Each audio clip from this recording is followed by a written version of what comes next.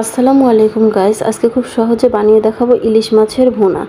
প্রথমে একটি ইলিশ মাছ নিয়ে নিলাম, এরপর ইলিশ মাছটি কেটে নিব।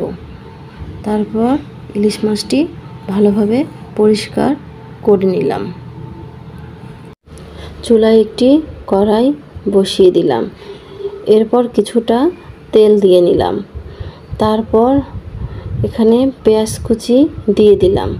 পেঁয়াজ কুচিটা ভালোভাবে নেড়ে নিব। তারপর ফালি করা মরিচ দিয়ে দিলাম। এরপর হাফ চামচ হলুদ গুঁড়ো, হাফ চামচ মরিচ গুঁড়ো দিয়ে ভালোভাবে মিক্সড করে নেব। এরপর কিছুটা পেঁয়াজ বাটা দিয়ে ভালোভাবে মিক্সড করে নেব।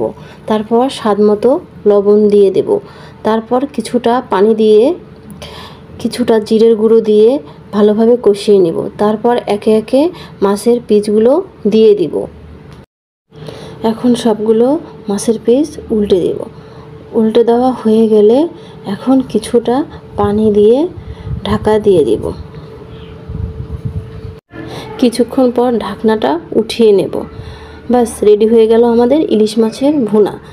আমার রেসিপিটি যদি ভালো লাগে লাইক, কমেন্ট, শেয়ার করতে ভুলবেন না।